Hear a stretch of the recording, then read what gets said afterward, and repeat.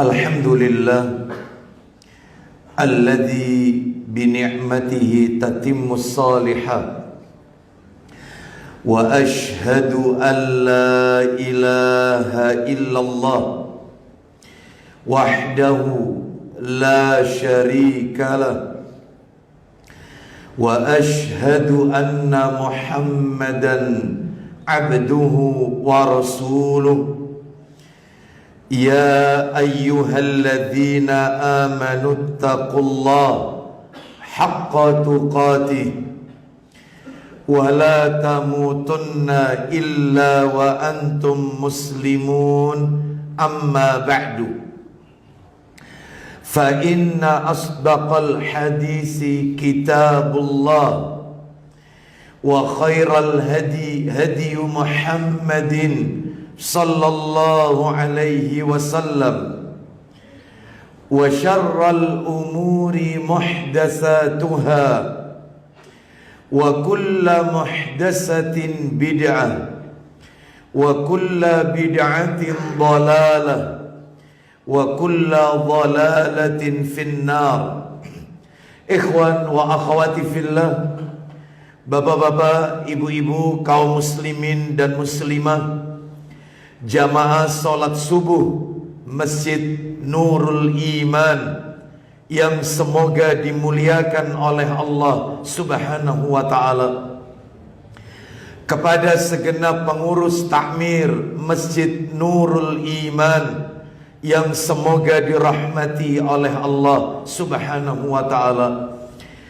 Tidak ada kata yang patut kita ucapkan di pagi hari ini selain rasa syukur kita kepada Allah Subhanahu wa ta'ala atas segala karunia nikmat yang telah Allah berikan kepada kita, yang tentunya kita tidak akan pernah mampu, tidak akan pernah bisa menghitung-hitung nikmat tersebut. Mulai kita bangun dari tidur sampai kita tidur kembali, bahkan tidur itu sendiri merupakan bagian dari karunia nikmat Allah yang wajib untuk kita syukuri. Allah Subhanahu wa ta'ala menegaskan dalam ayatnya, wa in ta'uddu ni'matallahi la tuhsuha. Dan jika kalian menghitung-hitung nikmat Allah, maka tentu kalian tidak akan pernah bisa, tidak akan pernah mampu menghitung-hitung nikmat tersebut. Di antara kenikmatan-kenikmatan tersebut yang kita rasakan di pagi hari ini adalah nikmat diberikannya kita kemudahan, kesempatan untuk mengoptimalkan ibadah di bulan Ramadan 1444 Hijriah. Semoga seluruh amalan-amalan ketaatan yang kita lakukan di bulan Ramadan di tahun ini, baik amalan ketaatan yang sifatnya wajib maupun amalan-amalan ketaatan yang sifatnya sunnah, menjadi penyebab diampuninya semua dosa dan kesalahan yang pernah kita lakukan. Allah Subhanahu wa ta'ala menegaskan pula di dalam ayatnya di surat Hud, surat yang ke-11, di ayat yang ke-114, dalam penggalan ayat Allah berfirman, innal hasanati yudhibnas sayyiat.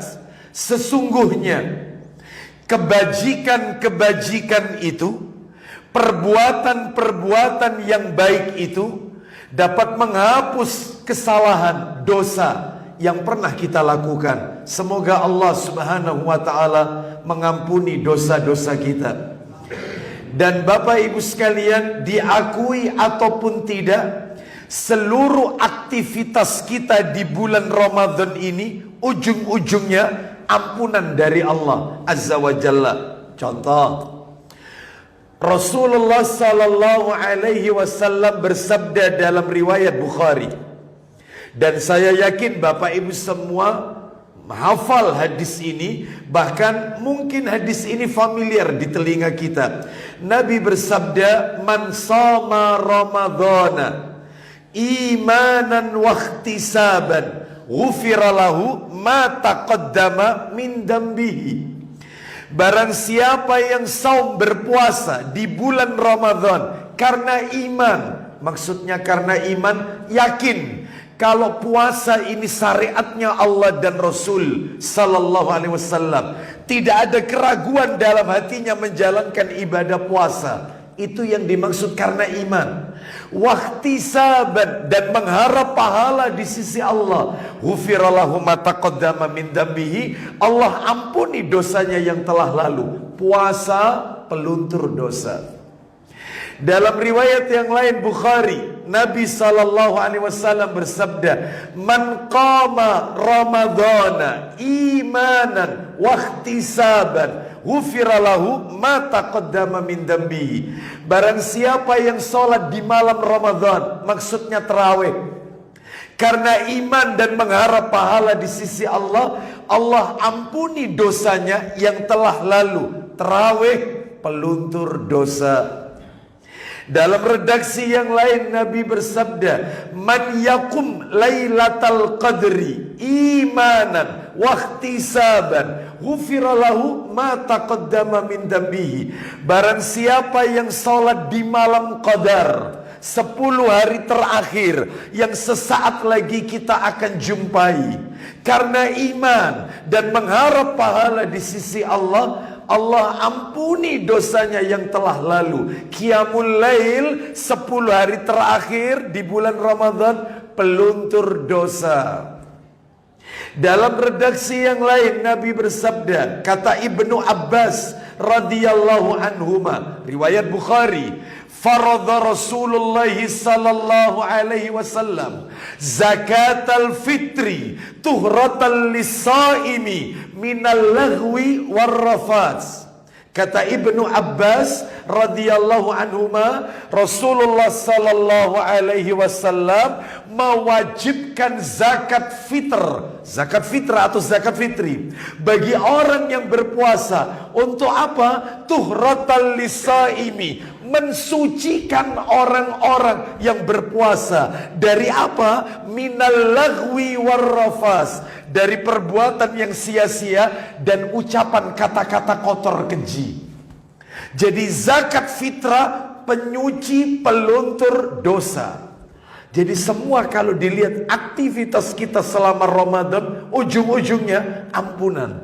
Makanya benar kalau Ramadan itu diberi nama Syahrul Maghfirah, bulan ampunan. Namun tentunya bulan ampunan tidak berada pada 10 hari yang pertama atau 10 hari yang kedua, tetapi setiap hari dan setiap malamnya di bulan Ramadan adalah bulan ampunan. Semoga Allah Subhanahu wa taala mengampuni semua dosa-dosa kita. Ummatul Islam, kaum muslimin dan muslimah rahimani wa rahimakumullah. Pagi hari ini kajian kita mengangkat tema, ada apa di balik pertengahan Ramadan? Ada apa di balik pertengahan Ramadan? Dan alhamdulillah pagi hari ini kita sudah berada di hari yang ke-16 di bulan Ramadan 1444 Hijriah. Maka sebelum kami sebutkan satu persatu amalan-amalan yang Nabi Sallallahu Alaihi Wasallam ajarkan kepada kita di pertengahan Ramadan, paruh kedua Ramadan, maka sebagai muqaddimah, kata pengantar, saya ingin mengingatkan kepada diri saya dan kepada para jamaah sekalian, bahwasannya ketika seseorang mengucapkan 2 kalimat syahadat, ketika seseorang mengucapkan kalimat syahadat yang kedua yang berbunyi wa asyhadu anna Muhammadar Rasulullah, Dan aku bersaksi bahwasannya Nabi Muhammad adalah utusan Allah. Ketika seseorang mengucapkan kalimat itu, maka dia wajib menjalankan konsekuensi. Apa konsekuensinya? Di antara sekian banyak konsekuensi, satu saja yang kami sebutkan. Apa itu? Tidak beribadah. Tidak boleh melakukan ibadah illa kecuali bima syara'a, kecuali dengan apa yang telah diajarkan, disyariatkan oleh baginda Rasul sallallahu alaihi wasallam. Sehingga apapun bentuk ibadahnya tidak boleh kita lakukan kecuali ibadah tersebut telah diajarkan oleh baginda Rasul sallallahu alaihi wasallam. Salah satunya yang akan kita bahas pada pagi hari ini. Ada apa dengan pertengahan Ramadan? Bapak Ibu kaum muslimin dan muslimah rahimani wa rahimakumullah. Karena waktu kita pendek, maka tentunya langsung saja yang Nabi ajarkan kepada kita di pertengahan Ramadan ini adalah, bahkan disebutkan oleh para alim ulama, para salafus salih ridwanullah alaihim ajmain, pertengahan Ramadan ini yang harus kita lakukan 5 Bapak Ibu sekalian. 5 hal. Apa itu? Yang pertama, mulai pertengahan Ramadan disyariatkan melakukan qunut witir. Qunut witir sudah bisa dimulai sejak pertengahan Ramadan. Bapak Ibu sekalian, sebagaimana disebutkan di dalam riwayat Imam Ahmad, bahwasannya ketika Imam Abu Dawud rahimahullah bertanya kepada Imam Ahmad, apakah qunut itu dilakukan sepanjang waktu? Maka Imam Ahmad bin Hanbal rahimahullah menjawab, jika engkau mau silakan. Lalu kemudian Imam Abu Dawud rahimahullah bertanya lagi, apa pendapat yang engkau pilih? Maka Imam Ahmad rahimahullah menjawab, adapun saya tidak melakukan qunut kecuali di pertengahan Ramadan hingga akhir. Ini menunjukkan kepada kita qunut witir merupakan sunnah ab'ad. Apa itu sunnah ab'ad? Yaitu sunnah yang terus menerus dilakukan mulai dari generasi ke generasi. Dan itu dilakukan sejak pertengahan Ramadan, Bapak Ibu. Jadi mestinya mulai tadi malam sholat tarawih itu sudah pakai qunut witir. Tadi malam qunut witir pakai? Sudah pakai? Alhamdulillah. Maka qunut ada 3. Ada qunut witir, ada qunut nazilah, dan ada qunut yaitu subuh. Adapun qunut witir ada dalilnya. Qunut nazilah ada dalilnya. Adapun qunut subuh diperselisihkan oleh para ulama, dan kita tidak perlu membahas itu terlalu jauh. Yang kita bahas adalah qunut witir, yaitu bacaan yang dibaca yaitu saat rakaat yang terakhir setelah ruku. Bahkan kalau kita lihat, yaitu qunut witir ini sebagian para ulama membacanya sebelum ruku. Jadi sebelum rukuk, setelah membaca surat di rakaat terakhir, itu membaca qunut. Tetapi diperbolehkan, kata Syekh Muhammad Nasiruddin Al-Albani rahimahullah, dibacanya setelah rukuk ketika i'tidal di rakaat terakhir. Cuman pendapat yang kuat itu sebelum rukuk. Wallahu a'lam bishawab. Baik, kita lanjutkan. Adapun bacaan qunut witir, sebagaimana kita ketahui bersama, jika kita baca sendiri tidak berjamaah, maka bacaan tersebut adalah Allahumma dini fi man hadait, wa'afini fi man afait, wa tawallani fi man tawallait, wa barik li fi ma a'tait, wa qini syarra ma qadait, innaka taqdi wa la yuqda alaik, wa innahu la yadhillu man walait, wa la ya'izzu man adait, tabarakta rabbana wa ta'alait. Bapak Ibu sekalian, lah kalau sholatnya berjamaah dirubah bentuk jamak. Imamnya membaca Allahumma dina fi man hadait, lalu makmumnya mengaminkan sekedar amin tanpa penambahan ya Rabb. Sebab ada sebagian jamaah mengaminkan sambil mengucapkan ya Rabb, amin ya Rabb, amin ya Allah, amin ya Rabb. Nggak boleh. Hanya sekedar amin. Apakah semua doa kunut witir kita aminkan? Tidak, Bapak Ibu. Amin itu pada saat yaitu terakhir ketika disebutkan oleh imam waqini syarra ma qadait. Hanya itu. Adapun yang berikutnya innaka taqdi wa la yuqda alaik, maka itu tidak boleh diaminkan. Mari kita dengarkan terjemahannya Bapak Ibu sekalian. Ketika imam membaca Allahumma dina fi man hadait, ya Allah, berilah aku petunjuk di antara orang-orang yang telah Engkau beri petunjuk. Amin. Wa'afina fi man afait, berilah aku keselamatan di antara orang-orang yang telah Engkau beri keselamatan. Makmum menjawab amin. Wa tawallana fi man tawallait, uruslah diri kami di antara orang-orang yang telah Engkau urus. Makmum menjawab amin. Wa barik lana fi ma a'tait, wa barik lana fi ma a'tait, berikanlah untukku, berkahilah untuk kami apa yang telah Engkau berikan kepada kami. Makmum menjawab amin. Waqina syarra ma qadait, lindungilah kami dari keburukan apa yang telah Engkau putuskan. Amin. Berikutnya kita dengarkan. Innaka taqdi wa la yuqda alaik, sesungguhnya Engkau yang memutuskan dan tidak diputuskan kepadaku. Ini bukan doa, ini penetapan Bapak Ibu.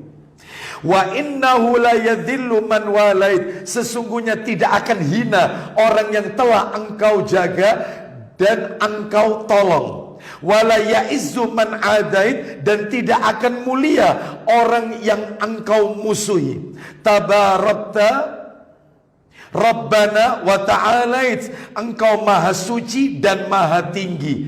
Ini juga tidak perlu diaminkan. Jadi tidak semua ketika makmum itu berhenti bacaan kunutnya, lalu imam itu berhenti bacaan kunutnya, makmum mengaminkan. Mengaminkan hanya sebatas waqina syarra ma qadait. Jelas sampai di sini Bapak Ibu?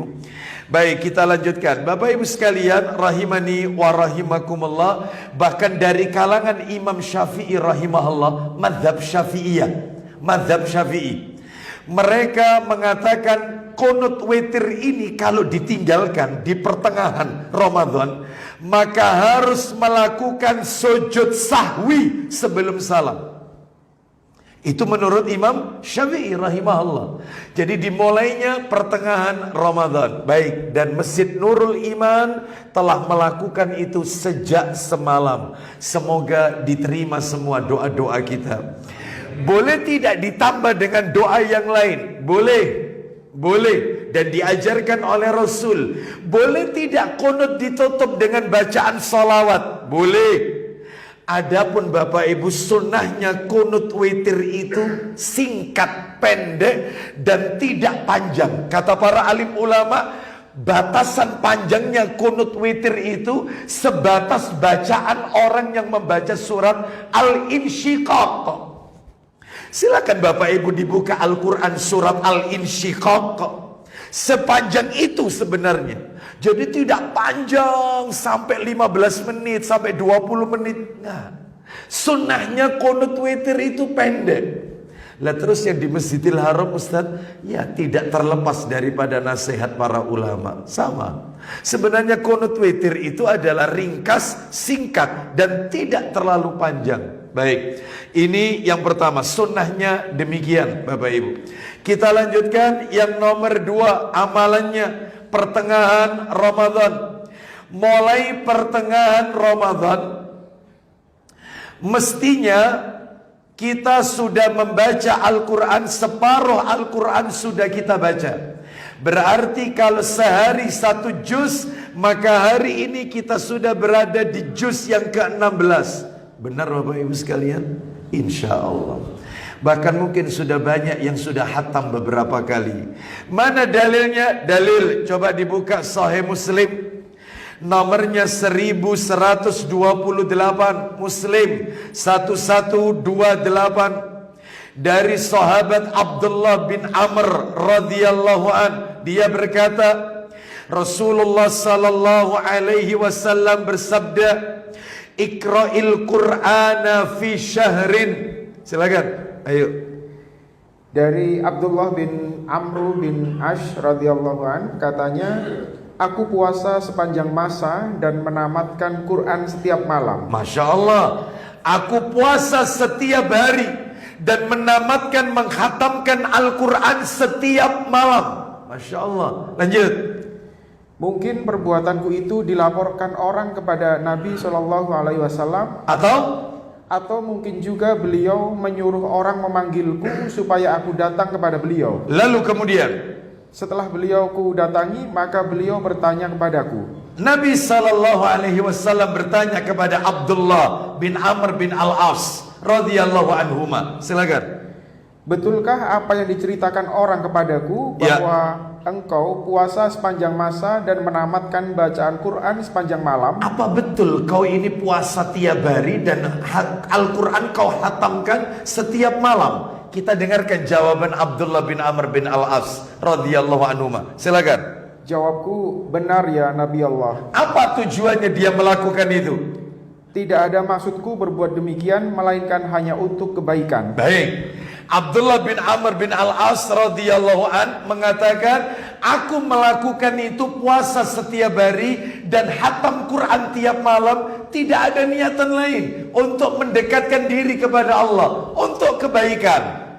Bapak Ibu sekalian, masalahnya adalah gara-gara hadis ini muncul satu kaidah dari para ulama. Apa itu? Masalahnya baik menurut siapa?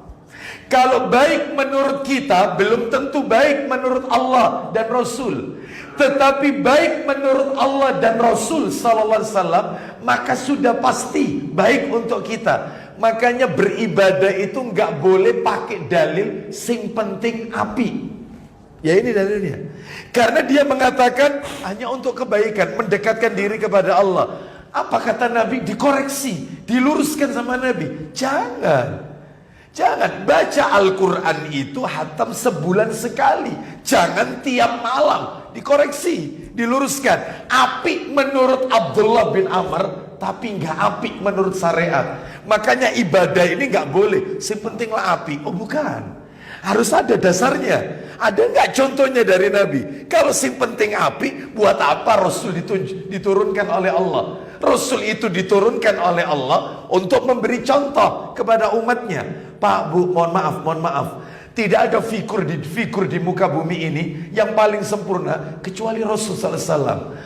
Mohon maaf, bacaan terbaik Rasulullah. Orang paling berani di medan perang Rasulullah. Orang yang paling banyak sodakonya Rasul. Maaf, Bapak Ibu sekalian, Bapak Ibu kalau baca dalam Sahih Bukhari, Nabi itu pernah bersodako kambing sebanyak 2 lembah. 2 lembah, Anda bisa bayangkan, 2 lembah diberikan ke 1 orang. Bayangkan 2 lembah kambing, Jumlahnya nggak ratusan ini, bisa ribuan, 2 lembar. Itu semuanya full. Orang paling gemar sedekah Rasul, orang paling semangat ibadah Rasul, orang yang tahajudnya sampai bengkak kakinya, sampai mendekati subuh Rasul. Bayangkan, orang yang berani Rasul, orang yang semuanya Rasul. Lalu terus kemudian siapa yang mau kita tiru kalau bukan Rasul SAW? Makanya jangan beribadah kecuali mengikuti petunjuk Nabi. Ingat koreksinya Rasul. Apa kepada Abdullah bin Amr bin Al-As radhiyallahu an? Silakan. Sabda Rasulullah sallallahu alaihi wasallam, Ya. sesungguhnya sudah cukup jika engkau puasa 3 hari dalam sebulan. Baik, yang dikoreksi puasa dulu. Cukup Ayyamul Bid, sebulan 3 hari. Itu aja. Dan ini tidak disebutkan tanggalnya. Rasul nggak bilang tanggal 13, 14, 15. Tidak. Makanya panjenengan kalau ingin puasa sebulan 3 hari, tanggalnya bebas. Yang penting sebulan 3 hari. Karena di situ nggak disebut tanggal. Tetapi kalau kita mau melakukan 13, 14, 15, maka boleh. Sebab ada orang itu yang berkata, Ustadz saya sudah puasa tanggal 13, 14. Ternyata saya halangan Ustadz, ini wanita ini misalnya ya. Saya lagi haid, sehingga saya nggak bisa puasa tanggal 15. Gimana Ustadz ya, kok cuma 2 hari? Ini bukan paketan ini. Bukan, termasuk Senin Kamis. Anda nggak biasa nggak puasa hari Seninnya, nggak apa-apa. Kamisnya, Kamis puasa Seninnya tidak, nggak apa-apa. Senin puasa Kamisnya tidak, nggak apa-apa. Senin Kamis tidak harus satu paket, nggak. Seperti itu. Dua-duanya dilakukan afdal, tidak dilakukan nggak apa-apa. Baik, kita lanjutkan. Kata Nabi puasa 3 hari. Katanya Abdullah bin Amr bin Al-As radhiyallahu anhuma, wahai Rasulullah, aku masih kuat lebih dari itu. Tolong tambahkan, jangan sebulan 3 hari. Lanjut Pak Adi, silakan. Jawabku, ya Nabi Allah, sesungguhnya aku sanggup lebih dari itu. Lanjut, apa kata Nabi? Sabda beliau, Kau punya istri, silakan. engkau punya kewajiban terhadap istrimu, Terus, terhadap tamu-tamumu, Terus. dan terhadap dirimu sendiri. kau punya istri, kau punya tamu, bahkan kau punya kewajiban terhadap dirimu. Lah kalau kau tiap hari puasa, maka kasihan istrimu, bahkan juga kasihan tamu-tamumu. Kau tidak bisa melayani mereka dengan baik, dan juga kasihan dirimu, kau akan bertambah lemah. Apa kata Nabi? Ya sudah, kalau memang kau masih kuat, puasa Daud aja dah. Puasa Daud. Silakan lanjut Pak Adi. Karena itu puasalah seperti puasa Nabi Daud alaihissalam. Nah, apa kata Nabi Daud itu? Silakan. Karena beliau adalah orang yang paling taat beribadah. Duh, sudah jangan melebihi deh. Orang yang paling taat beribadah Daud alaihissalam. Jangan melebihi dari itu. Oh, coba. Terus Abdullah bertanya, bagaimana puasa Daud itu? Silakan. Jawabku, ya Nabi Allah, bagaimanakah puasa Nabi Daud itu? Apa kata Nabi? Jawab beliau, dia puasa sehari dan berbuka sehari. Itu sudah paling top, itu sudah. Puasa sehari, berbuka sehari. Puasa sehari, berbuka sehari. Sekuat kita, berapapun lamanya. Baik, lanjut sekarang koreksi Al-Quran. Ayo.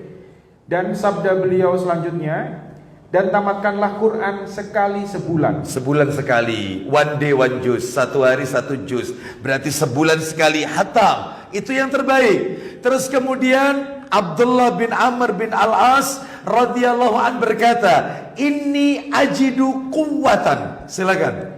Jawabku, ya Nabi Allah, aku sanggup lebih dari itu. Jangan sebulan sekali, aku sanggup lebih dari itu. Kata Nabi, ya sudah, 20 hari sekali hatam. Silakan. Sabda beliau, tamatkanlah 20 hari sekali. Teruskan. Jawabku, ya Nabi Allah, aku sanggup lebih dari itu. Orang kuat ini soalnya. Ya, itu apa kata Nabi? Ya sudah kalau begitu. Sabda beliau, tamatkanlah 10 hari sekali. Berarti 1 hari 3 juz. Dia masih nawar lagi, kurangi lagi harinya. Aku masih kuat. Lanjut. Jawabku, aku sanggup lebih dari itu. Maka Nabi sallallahu alaihi wasallam bersabda, faqrahu fi syaba'in wala tazid ala zalik. Silakan. Sabda beliau, tamatkanlah sekali seminggu dan jangan lebih dari itu. Tamatkan Quran itu sepekan sekali dan jangan kau kurangi lagi. Tapi dalam riwayat Abu Dawud ada lagi penambahan. Dalam riwayat Abu Dawud jilid 1, kalau nggak salah nomornya 1390 kalau nggak salah. Di situ Abdullah bin Amr nawar lagi, kurangi lagi dari yang 7 ini, kurangi lagi. Sampai akhirnya Nabi mengatakan, orang yang menghatamkan Al-Quran kurang dari 3 hari, maka aku jamin dia tidak mampu memahami apa yang dia baca. Berarti maksimal membaca Al-Quran hatam 3 hari sekali. Berarti 1 hari 10 juz. Sanggup? Insya Allah tidak sanggup katanya. Ya. Bapak Ibu sekalian, rahimani wa rahimakumullah. Berarti kalau begitu, maka malam hari ini atau pagi hari ini kita sudah masuk juz yang ke-16. Semestinya demikian. Ustadz katanya di bulan Ramadan itu ditingkatkan. Ya, memang. Karena Ramadan ini bulan Al-Quran, maka ibadah yang perlu dioptimalkan adalah membaca Al-Quran. Memang benar. Kalau kita punya kemampuan sesuai kondisi kita ya, maka bisa lebih, silakan. Karena kalau kita flashback kembali ke belakang, para sahabat, para tabi'in, para tabi'ut tabi'in, mereka semuanya menghatamkan Al-Quran berkali-kali. Contoh, Utsman bin Affan radhiyallahu an hatam Al-Quran dalam sebulan 30 kali. Umar bin Al-Khattab radhiyallahu an memerintahkan Ubay bin Ka'ab radhiyallahu an mengimami orang-orang sholat tarawih di bulan Ramadan. 1 rakaat 200 ayat. 1 rakaat 200 ayat. Tidak inna a'toina kul wallahu ahad, Bapak Ibu. 200 ayat ini, bayangkan nih ya. Sampai-sampai disebutkan makmum pada saat Khalifah Umar bin Khattab radhiyallahu pada waktu itu, makmumnya bertumpu pada tongkat. Mereka bersandar di tongkat. Bayangkan, panjang 200 ayat. Imam Syafi'i yang nama aslinya Muhammad bin Idris rahimahullah, lahir di Gaza, dididik single parent, seorang ibu tanpa bapak. Pada saat yaitu Imam Syafi'i dikirim ke Madinah oleh ibunya untuk belajar ke Imam Malik, Imam Darul Hijrah, Imam Malik rahimahullah. Jadi Imam Syafi'i ini adalah satu-satunya imam mazhab yang nasabnya ketemu dengan kakeknya Rasul, Abdul Muthalib. Ketemu, satu-satunya. Adapun imam mazhab yang lain enggak, hanya Imam Syafi'i, lahir di Gaza, Palestina. Umur 10 tahun sudah hafal Quran. Umur 17-16 tahun menjadi qadhi, hakim, memutuskan perkara-perkara besar di kalangan para ulama. Cerdas memang. Imam Syafi'i rahimahullah di bulan Ramadan hatam Quran 60 kali. Sehari 2 kali di bulan Ramadan. Bahkan kalau kita lihat Muhammad bin Ismail, kalau tadi kan Muhammad bin Idris rahimahullah, nama lainnya Imam Syafi'i. Ini ada lagi Muhammad bin Ismail rahimahullah, nama lainnya Imam Bukhari, penulis kitab Sahih Bukhari. Beliau setiap siang Ramadan hatam sekali. Malamnya tarawih tiap 3 malam sekali hatam. Siangnya sekali, malamnya tiap 3 malam. Bisa dihitung berapa kali Imam Bukhari menghatamkan Al-Quran di bulan Ramadan. Panjenengan sudah berapa kali khatam? Ya. Alhamdulillah masih juz 16. Masya Allah. Ya nggak apa-apa, karena sesuai dengan hadis Nabi Sallallahu Alaihi Wasallam, sesuai kemampuan. Baik, ini yang nomor 2, ditingkatkan lagi bacaan Al-Qurannya. Yang ketiga, amalannya mulai pertengahan Ramadan, berarti Bapak Ibu sudah siap-siap akan memasuki 10 akhir bulan Ramadan. 10 terakhir bulan Ramadan. Mulai sekarang sudah harus disiapkan. Mana dalilnya? Ayo dibuka. Dalilnya disebutkan di dalam hadis riwayat Muslim, dibantu Sahih Muslimnya, nomor 1143, 1143. Nomor aslinya 1174. Kita baca. An Aisyah radhiyallahu anhuma qalat, kana Nabi sallallahu alaihi wasallam idza dakhala al-ashru shadda mikzarahu wa ahya lailahu wa aiqadha ahlahu. Silakan, ayo. Dari Aisyah radhiyallahu anhuma katanya, apabila telah masuk 10 yang akhir bulan Ramadan, apabila masuk 10 hari terakhir bulan Ramadan, lanjut, Nabi SAW lebih giat beribadah malam-malamnya. tuh, lebih giat beribadah. Terus selain itu, Beliau bangunkan keluarganya. semua keluarganya dibangunkan. Terus Beliau lebih tekun dan beliau kencangkan ikat sarungnya. maksudnya beliau kencangkan ikat sarungnya, beliau bersungguh-sungguh dalam ibadah dengan meninggalkan istri-istrinya. Beliau tidak menyentuh istrinya 10 hari terakhir. Full ibadah di masjid. Full.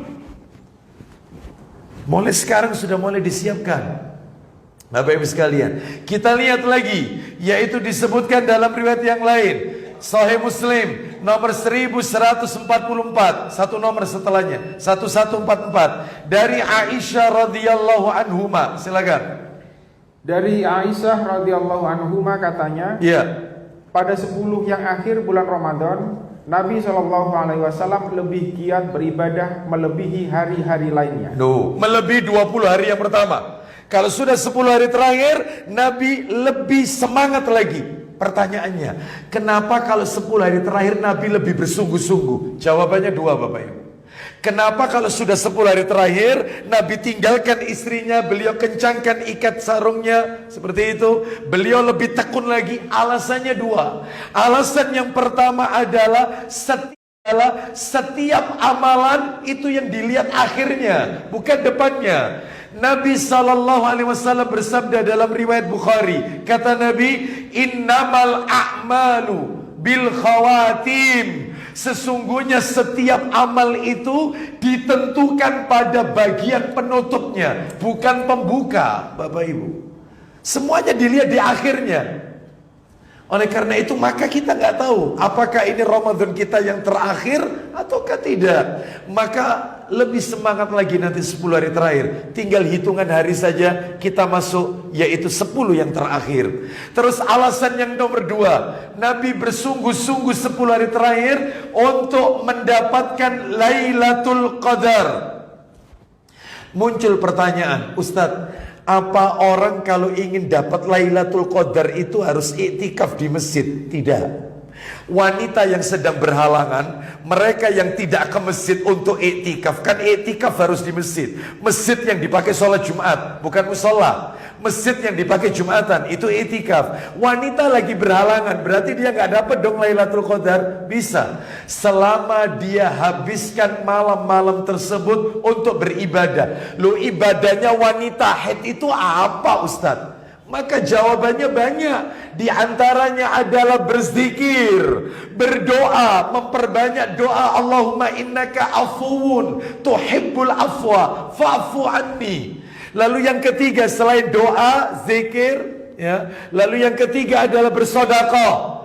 Caranya gimana ketika itikaf? Kirimkan makanan untuk mereka yang lagi itikaf di masjid untuk sahurnya. Bisa. Yang keempat, baca Al-Quran tanpa menyentuh mushaf, karena dia lagi berhalangan. Contohnya, boleh pakai aplikasi Al-Quran di Android, boleh, karena ini bukan mushaf, boleh. Atau kalau memang kita harus menyentuhnya, kata para ulama sebagian mengatakan memakai kain pelapis atau sarung tangan ketika menyentuhnya. Mushaf. Adapun kalau Quran terjemah, maka itu bukan mushaf. Apalagi Quran tafsir, maka itu bukan mushaf. Terjemahannya lebih banyak daripada ayatnya, maka dia bukan mushaf. Oleh karena itu wanita haid boleh membaca Al-Quran, memperbanyak ibadah, dan dia berkesempatan untuk mendapatkan Lailatul Qadar. Oleh karena itu Bapak Ibu sekalian, maka ini amalan yang nomor 3. Amalan yang nomor 4, lah ini agak sedikit panjang dikit. Nomor 4, yaitu sodakonya harus terus ditingkatkan. Sodako terus ditingkatkan. Kenapa? Mari kita dengarkan, yaitu di dalam hadis riwayat Bukhari. Minta tolong dibuka Bukharinya. Sahih Bukhari nomor 6. Sahih Bukhari nomor 6. Kalau nomor aslinya 3554 nomor asli. Kita dengarkan yang nomor 6. Ani bin Abbas radhiyallahu anhuma qala kana an-nabiy sallallahu alaihi wasallam ajwadan nas wa kana ajwada ma yakunu fi Ramadan. Silakan. Dari Ibnu Umar. Nomor 4 berarti. Nomor 4 bukan nomor 6. Nomor 4 berarti. Nomor 4 Ibnu Abbas, betul? Panjang. Nomor 4. Nah, ya kan? Ya, silakan. Dari Ibnu Abbas, ayo. Dari Ibnu Abbas radhiyallahu an katanya, Rasulullah Shallallahu alaihi wasallam adalah seorang yang amat pemurah. Nabi Shallallahu alaihi wasallam memiliki sifat al-jud. Apa itu jud? Dermawan. Nabi itu dermawan. Lanjut. Dan lebih pemurah lagi selama bulan Ramadan. Terus, yaitu ketika Jibril datang menemuinya. Terus, biasanya Jibril datang kepada Nabi Shallallahu alaihi wasallam tiap-tiap malam Ramadan. Stop. Malaikat Jibril itu menemui Nabi di bulan Ramadan biasanya sekali. Datang itu sekali. Untuk apa? Murojaah. Bacaan Rasul. Bayangkan Bapak Ibu sekalian, Rasul, malaikat Jibril, Nabi membaca disimak oleh Jibril, Jibril membaca disimak oleh Nabi, berganti-gantian. Namun tahun ketika Nabi akan wafat, tahun Ramadan saat Nabi mau wafat, Jibril datang 2 kali. Semakin terus, yaitu bacaan Qur'annya diperiksa oleh malaikat Jibril. Kita lanjutkan, silakan. Tiap-tiap malam Ramadan. Biasanya Jibril datang kepada Nabi Shallallahu alaihi wasallam tiap-tiap malam Ramadan dan beliau keduanya membaca Quran berganti-ganti. Masya Allah. Lanjut teruskan. Sesungguhnya Rasulullah Shallallahu alaihi wasallam lebih pemurah berbuat kebaikan daripada murahnya angin berhembus. Sampai-sampai beliau diibaratkan ajwadu bil khairi minar rihil mursala. Nabi itu kalau sodako di bulan Ramadan, terutama 10 hari terakhir, seperti angin kencang yang berhembus, gencar sodakonya.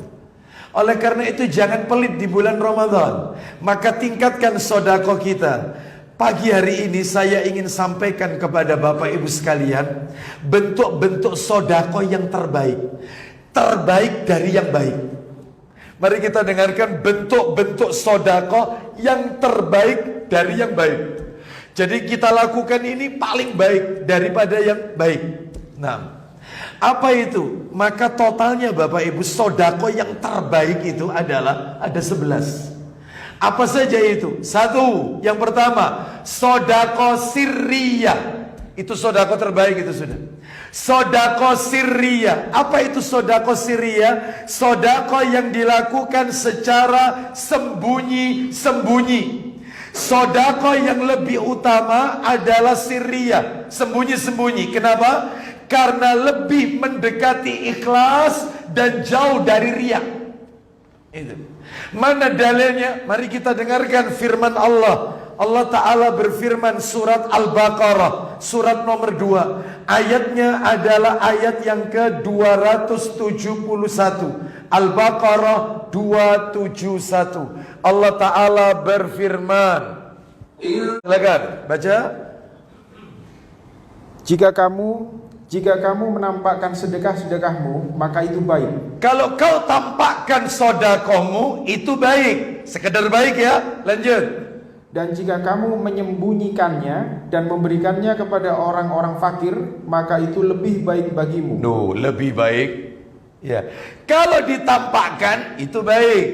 Tetapi kalau kalian sembunyikan itu jauh lebih baik. Sodako terbaik yang disembunyikan. Sirriyah. Tidak diumumkan. Itu yang pertama. Ya. Jadi terhindar daripada riya. Bahkan Bapak Ibu mohon maaf, Bapak Ibu mungkin pernah dengarkan 7 golongan yang nanti di hari kiamat dinaungi oleh Allah. Yang tidak ada naungan di hari kiamat kecuali naungan Allah. Di saat manusia ada di padang mahsyar, matahari didekatkan dengan kepala sejarak 1 mil kata Nabi. Bahkan kata Nabi ada orang yang tenggelam karena keringatnya sendiri. Ini ada 7 golongan yang gak akan tenggelam karena keringatnya.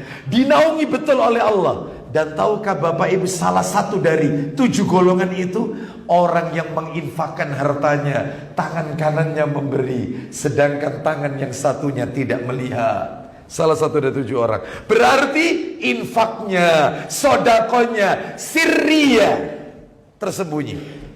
Bahkan Bapak Ibu sekalian, tak tambahkan dalil. Ini masih nomor 1 ya. Sodako yang terbaik masih nomor 1. Coba dibuka Sahih Targhib wa Tarhib. Minta tolong ditambahkan jilidnya adalah jilid 2. Sahih Targhib wa Tarhib jilid 2. Nomornya 888. Ayo 888. Ya, silakan Pak Adi. Cepet dikit Pak Adi. Silakan. Ya. 888 dari Muawiyah. Betul, silakan. Dari Muawiyah bin Haidar radhiyallahu an, dari Nabi SAW beliau bersabda. Apa isi sabdanya? Sesungguhnya sedekah dengan sembunyi-sembunyi, Sedekah yang sembunyi-sembunyi itu memadamkan murka Rob yang maha suci lagi maha tinggi. Masya Allah. Sedekah yang sembunyi-sembunyi itu bisa meredakan, ya, itu bisa memadamkan murka Allah Azza wa Jalla. Makanya kalau bisa nggak usah diumumkan. Itu yang terbaik itu.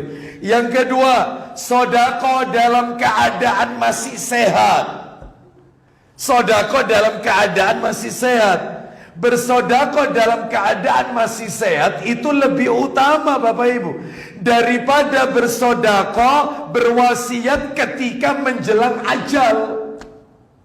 Atau ketika dia sakit parah dan sulit diharapkan untuk sembuh, baru ketika ruhnya sudah di tenggorokan, baru dia berkata, hartaku yang ini untuk si fulan, hartaku yang ini untuk si fulan. Terlambat, kau tidak pakai wasiat, kau meninggal hartamu jadi warisan. Lalu kemana ketika kau masih sehat?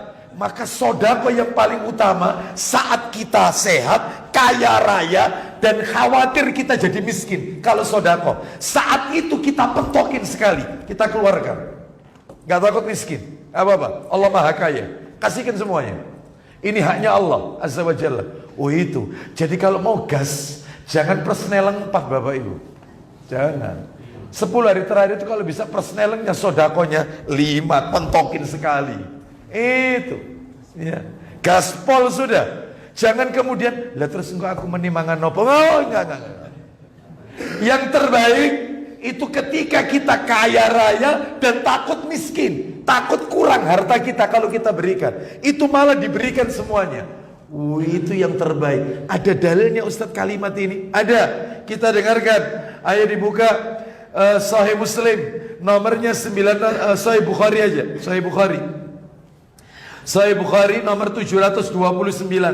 Bukhari 729. Bukhari nomor 729. Kalau nomor aslinya 2748. Kita dengarkan dari sahabat Abu Hurairah radhiyallahu anhu, dia berkata, ada seseorang bertanya kepada Nabi. Silakan. Ayo. Dari Abu Hurairah radhiyallahu anhu katanya, seorang laki-laki datang kepada Nabi SAW bertanya, Ya Rasulullah, ayyus sadaqati afdal. Silakan. Ya Rasulullah, sedekah yang bagaimanakah yang paling besar pahalanya? Tuh, paling besar. Bukan besar, paling besar, yang terbaik, yang paling utama. Qala, lanjut. Jawab Nabi, Anta saddaqa wa anta sahihun harisun ta'mulul ghina wa takshal faqra. Silakan. yaitu sedekah yang engkau berikan waktu sehat. Loh, waktu sehat terus?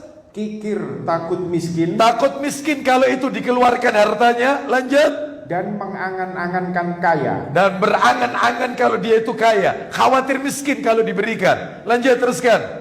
Waktu itu janganlah engkau janjikan sehingga waktu nyawa hampir keluar dari badan. Nah, jangan sampai ditunda-tunda. Akhirnya ketika ruh sudah di kerongkongan, apa kata dia? Engkau berkata, untuk si Polan sekian, untuk dan si untuk Fulan si Polan sekian. Nah, lanjut teruskan. Sedangkan harta itu sebetulnya untuk si Polan. Nah, untuk si Fulan maksudnya itu. Ya, itu orang anu itu mestinya itu orang Malaysia. Bukan, yang nggak bisa ngomong F itu apa? Sunda. Orang Sunda ini kayaknya ya. terjemahnya ini. Polan kan, nggak bisa ngomong fulan ya, Polan. Baik, kita lanjutkan. Itu yang nomor 2. Apa tadi nomor 2? Sodako yang dalam keadaan masih sehat. Yang nomor 3, sodako yang paling besar, terbaik di antara yang baik, yaitu sodako yang kita berikan kepada orang yang kita nafkahi dulu. Kita nafkahi dulu, jangan orang lain. Ya jangan bantu ma'had, jangan bantu pondok pesantren yang dikelola sesuai sunnah, jangan bantu rumah tahfidz, jangan bantu. Sebelum orang yang kita nafkahi dulu, itu yang harus kita beri. Seperti itu. Sebab banyak orang zaman sekarang kalau sama orang lain royal, tapi sama orang yang dia tanggung itu bakhil, pelit. Maka yang harus dia nafkahi dulu. Mana dalilnya? Dalilnya coba dibuka Sahih Bukhari, nomornya 1627, 1627. Dari sahabat Abu Hurairah radhiyallahu anhu, dia berkata, Rasulullah SAW bersabda, khairus sadaqati ma kana an dhahri ghinan wabda' bima ta'ulu. Nah itu, silakan, ayo. Dari Abu Hurairah radhiyallahu an, Rasulullah sallallahu alaihi wasallam bersabda, isinya, sedekah yang terbaik adalah yang dilakukan oleh orang yang kaya. Terus, mulailah memberikan sedekah dengan bersedekah kepada orang yang menjadi tanggung jawabmu. Itu yang dimulai itu sedekah terbaik itu, yang paling besar. Adapun yang kita tanggung itu siapa? Nah, Bapak Ibu sekalian, untuk laki-laki dia harus mendahulukan abi dan uminya. Lagi-lagi, kenapa? Karena baktinya anak laki-laki dengan baktinya anak perempuan kepada abi dan uminya berbeda. Baktinya anak laki-laki mu'abbad, abadi, sedangkan baktinya anak perempuan mu'akkad, selesai di meja nikah. Selesai. Ketika seorang laki-laki memegang tangan bersalaman dengan wali mempelai wanita, lalu si laki-laki mengatakan qabiltu nikahaha wa taswijaha bil mahril madhkur, saya terima nikahnya fulana binti fulan, selesai. Hari itu juga surganya anak wanita bukan sama abi dan uminya, surganya anak wanita sama suami. Sedangkan surganya suami sama bapak ibunya, ke bapak ibunya, abi uminya. Maka anak laki-laki ketika dia mendapatkan rezeki, dia harus utamakan orang tuanya dulu. Kata Nabi dalam riwayat Abu Dawud, anta wa maluka li abik, kamu dirimu dan hartamu milik ayah dan ibumu. Kok bisa anak laki-laki zaman sekarang takut bantu orang tuanya sama istrinya? Kalah sama istri? Oh kalah, disetir ya. Ini curhat ya. Bapak Ibu sekalian, rahimani wa rahimakumullah. Jadi kalau bantu istrinya lewat jalur belakang, ibu tiap bulan tak bantu, tak transfer, gak usah wara-wara ya, gak usah orang bojoku, gak usah. Kenapa? Istrinya mantan KPK. Ya. Istrinya seorang audit. Ya, suruh dia. Kok bisa kamu takut sama istrimu? Laki-laki dia harus mendahului. Makanya ibu-ibu yang punya anak laki-laki mulai sekarang harus diajarkan. Kamu besok kalau besar nikah, maka kamu itu harus bakti sama papa sama mamamu. Abadi loh baktimu itu, surgamu itu kepada saya. Tapi banyak anak laki-laki zaman sekarang istrinya dimuliakan tapi bakhil sama orang tuanya. Orang tuanya kalau bilang, nak nek duwe rezeki nak umi umroh nona. Apa jawabannya? Ini pandemi di Saudi ki kebijakannya macam-macam. Tapi istrinya minta ke Singapura, oke. Istrinya minta jalan-jalan, oke. Kok bisa kau muliakan istrimu sedangkan kau telantarkan orang tuamu? Nasib. Kasihan. Maka yang punya anak laki-laki didik mulai sekarang. Kalau kau sudah nikah, maka kau harus bakti sama abi sama umimu, bukan kepada istrimu. Surgamu ada di abi dan umi, sedangkan surga istrimu taat sama kamu. Ini kata bapak-bapak, teruskan Ustaz, teruskan. Sebentar nanti ada lagi nih, jangan keluar dari sini bapak-bapak ya. Belum, ini kan ada 11. Ini baru 3, nomor 4 Bapak Ibu sekalian. Sedekah yang terbaik dari yang baik sudah. Paling top ini, sedekah yang paling baik. Nomor 4, menafkahi istri dan anak. Lah ini menafkahi istri dan anak. Ayo Pak Adi minta tolong Sahih Muslim. Nomornya yaitu nomor 949 949. Nabi bersabda, dinarun anfaqtahu fi sabilillah wa dinarun anfaqtahu fi raqabah wa dinarun tasaddaqta bihi ala miskin wa dinarun anfaqtahu ala ahlika. Silakan, ayo. Dari Abu Hurairah radhiyallahu an, katanya Rasulullah sallallahu alaihi wasallam bersabda, isinya dinar atau uang atau harta yang Anda nafkahkan untuk membela agama Allah. Satu, terus. Atau yang Anda nafkahkan untuk kesejahteraan, memerdekakan budak. Nomor 2, terus. Atau yang Anda sedekahkan untuk kesejahteraan orang-orang miskin. Itu nomor 3, terakhir. Dan yang Anda nafkahkan untuk keluarga Anda, istri dan anak, a'dhamuha ajran alladhi anfaqtahu ala ahlika. Yang paling besar ganjarannya, infaknya, sodakonya. Silakan. Maka yang paling besar pahalanya ialah yang Anda nafkahkan untuk keluarga Anda, yaitu istri dan anak. Banyak di luar sana suami-suami yang royal sama temennya tapi pelit sama istrinya.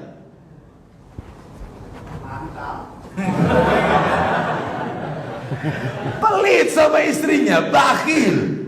Ya, istrinya kalau minta, suaminya bilang, kau belanja tiap hari berapa? Ya kalau masaknya tidak macam-macam bang, ya 100 itu insya Allah cukup itu. Tapi kalau macam-macam pakai dagingnya apa itu, ya lebih dari itu. Dikasih 100. Besok ditanya, kemarin kau masak habis berapa? Habis 93.000, yang 7.000 sini. Bakhil.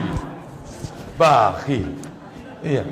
Kok bisa? Maka harta atau nafkah terbesar banjar pahala kepada istri dan anak. Ya, bukan kepada orang lain, Bapak Ibu sekalian. Itu ya. Baik, ini yang nomor 4. Baik, nomor 5. Nomor 5 dan nomor 6 dalilnya jadi satu, tapi nanti dibaca sendiri aja ya. Nomor 5, bersodako untuk jihad fisabilillah. Itu paling besar ganjarannya. Fisabilillah, jihad.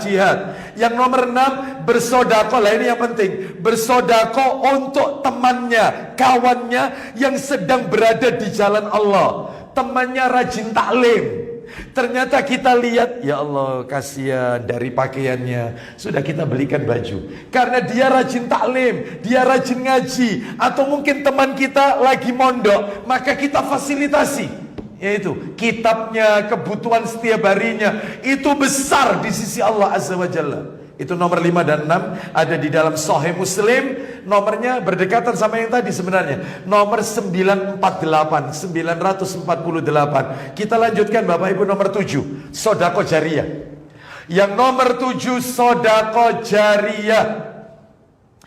Apa itu sodako jariyah? Nah ini, sodako jariyah itu adalah sodako yang pahalanya terus mengalir. Meskipun orangnya sudah meninggal, meskipun kuburannya sudah tidak dikenali lagi, jasadnya sudah dimakan oleh bakteri pengurai, maka pahalanya terus ngalir sampai kiamat. Tak putus-putus.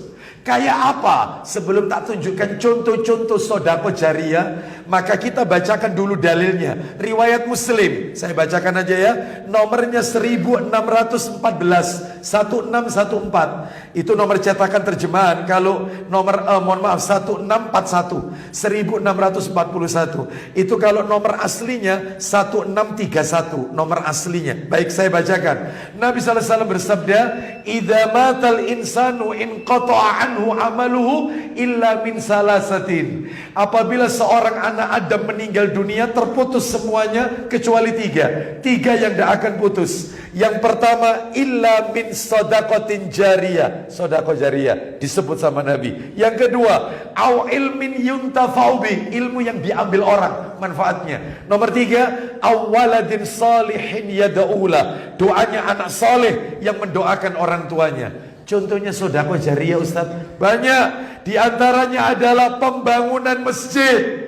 Karena masjid ini dipakai terus. Seperti itu. Wakaf. Seperti itu, wakaf tanah, wakaf tempat, ya, madrasah, bangun madrasah, ma'had, pondok pesantren yang dikelola sesuai sunnah, pengadaan sarana air bersih, menggali sumur yang airnya dimanfaatkan oleh banyak warga, banyak orang, wakaf mushaf Al-Quran, wakaf Quran, termasuk mencetak buku-buku agama yang diwakafkan untuk umat. Makanya Bapak Ibu mohon maaf, saya ngasih tips aja. Sebentar lagi kita akan liburan Idul Fitri. Tentunya Bapak Ibu mungkin ada yang mudik keluar kota. Tolong mobil atau kendaraan Anda atau Anda bawa yaitu buku-buku kecil kutaib yang ditulis oleh ustadz-ustadz kita. Misalnya adab bersin, adab makan, adab yang sederhana aja. Kutaib, kutaib berarti buku kecil, buku saku. Anda mampir ke rest area, taruh buku itu. Wakaf. Itu kalau ada orang mampir ke rest area itu, sholat di itu, sambil menunggu dia, sambil baca itu, dia dapat hidayah. Anda dapat pahala, tidak akan putus sampai hari kiamat. Simple, taruh aja. Anda punya artikel apa atau apa, taruh di musola itu. Sudah. Seperti itu. Oleh karena itu, wakaf Al-Quran, wakaf buku-buku yang bermanfaat. Ini yang nomor 7, sodako jariyah.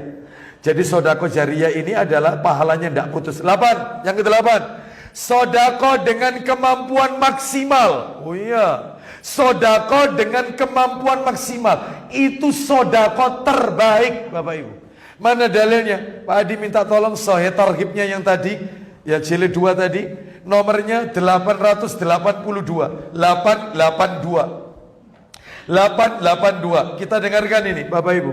Dari sahabat Abu Hurairah radhiyallahu an, dia berkata, dia berkata, ya Rasulullah, ayyus sadaqati afdal? Qala juhdul muqilli. Oh, kama qala Nabi sallallahu alaihi wasallam. Ayo baca 882 Sahih Targhib wa Tarhib. Silakan.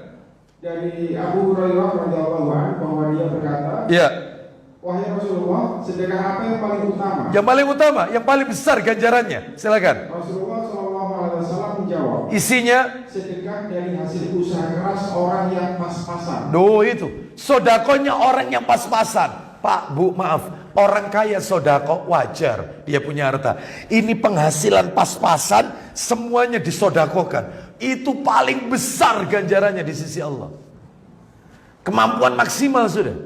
Ini nomor 8. Yang nomor 9 saya lanjutkan. Sodako kepada karib kerabat, keluarga. Ibu sudah, bapak sudah, istri anak sudah. Giliran sekarang keluarga. Dari keluarganya bapak yang miskin siapa? Dari keluarga ibu yang miskin siapa? Itu didulukan. Sebelumnya nyantuni anak yatim di di panti-panti asuhan. Belum.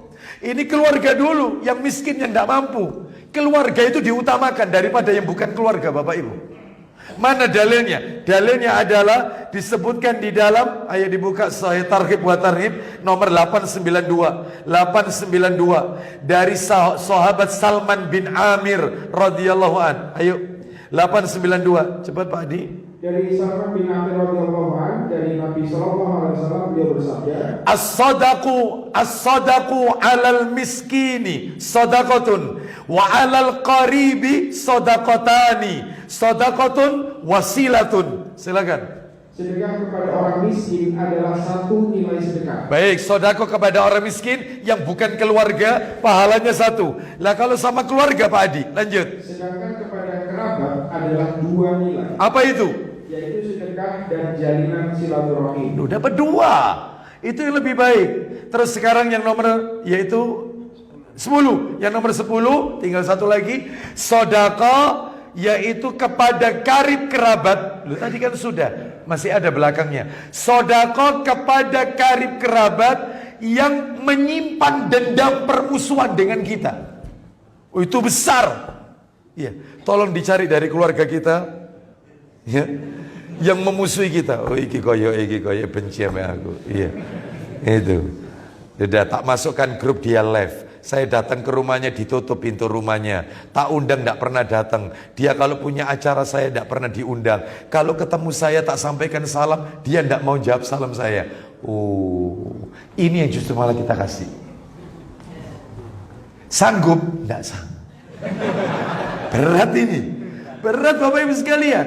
Karib kerabat yang menyimpan permusuhan. Bayangkan dengan kita, benci sama kita. Mana dalilnya? Sahih Targhib wa Tarhib nomor 894 dari Ummu Kulsum binti Uqbah radhiyallahu anha. Nabi sallallahu alaihi wasallam bersabda, afdhalus shadaqatis sadaqah ala dzirrahimil kasyih. Silakan.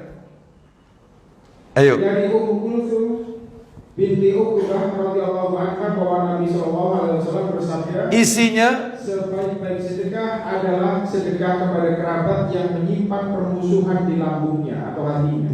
Seperti itu. Menyimpan permusuhan di dalam hatinya. Kita berikan kepada mereka. Terakhir 11. Sodako terbaik. Sodako yang ganjarannya luar biasa. Yang ke-11 adalah sodako di bulan Ramadan. Bapak Ibu sekalian, sodako di bulan Ramadan disebutkan di dalam hadis riwayat Tirmidzi.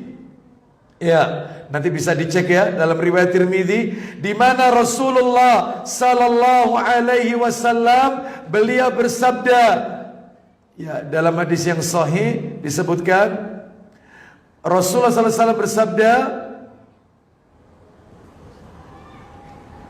nah ini disebutkan afdhalus shadaqatis sadaqah, ya, as-sadaqatu, ya, sebentar.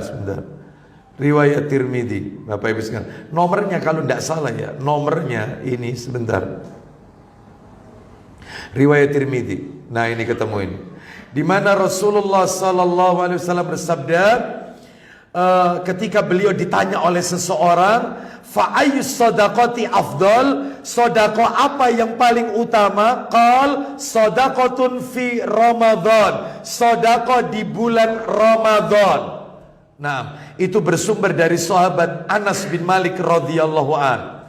Bapak Ibu sekalian rahimani wa rahimakumullah, ini waktunya di bulan Ramadan. Mari kita tingkatkan sedekah kita. Jangan remehkan Bapak Ibu sekalian air mineral. Satu dus isinya 48. Jangan remehkan. Kenapa? Sebab Nabi bersabda, man fattara shaiman, siapa yang ngasih makan orang yang berbuka puasa, dia mendapatkan ganjaran pahala seperti orang yang berpuasa. Anda kirimkan air mineral satu dus, Anda dapat pahala seperti 48 orang yang berpuasa. Jangan remeh, apalagi ditambah yaitu dengan lauk pauknya, dengan ikannya, dengan nasinya dan seterusnya, seperti itu. Dan kalau bisa berikan yang terbaik, terutama di Masjid Nurul Iman, berikan yang terbaik ya, nasi bungkus yang terbaik. Jangan kemudian yaitu buka puasa ya, pernah saya mampir ke masjid buka puasa, saya lihat nasi bungkusnya, Allahu Akbar, yang namanya tahu kena angin ke kanan miring ke kanan, ya. Kena angin ke kiri miring ke kiri, tipis ini, ya, bisa dipakai kipas.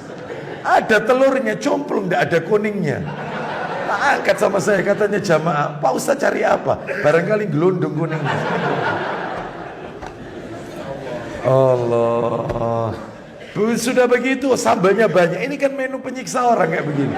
Gak ada yang mau terawih. Kalau bisa Nurul Iman, ya, Nurul Iman, masjid sekeren ini. Hari-hari yang seperti ini nanti 10 hari terakhir, 10 hari terakhir. Hari pertama 10 hari terakhir, hari pertama nasi kabuli.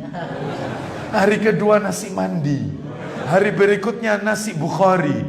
Berikutnya lagi kambing bakar. Itu kalau terus begitu insya Allah saya buka terus ke sini. Insya Allah. Ya, ini tidak. Buka puasa mesti ketemu OT-OT. Lah, hatta OT-OT-nya itu kalau bisa ngomong, dia ngomong itu. Ketemu mana, Rek? Tiap bulan, tiap tahun kan, rutin. Bapak Ibu sekalian, yang terbaik supaya orang ini semangat puasanya, yang itikaf banyak seperti itu. Kurma kasih rutop. Itu, kasih rutop kelas 1. Minum kalau bisa Zam-Zam, Nurul Iman. Itu, insya Allah full terus masjidnya. Iya, meskipun tidak dikasih itu OT-OT ya full terus ke Ustaz. Alhamdulillah. Ya berarti sesuai keadaan ya.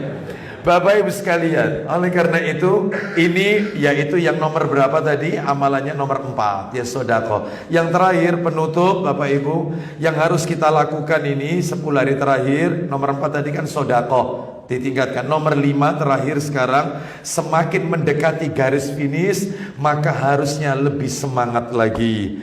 Ya, jangan-jangan Ramadan tahun ini adalah Ramadan terakhir kita. Saya akan bacakan perkataan Al-Imam Ibnul Jauzi rahimahullah.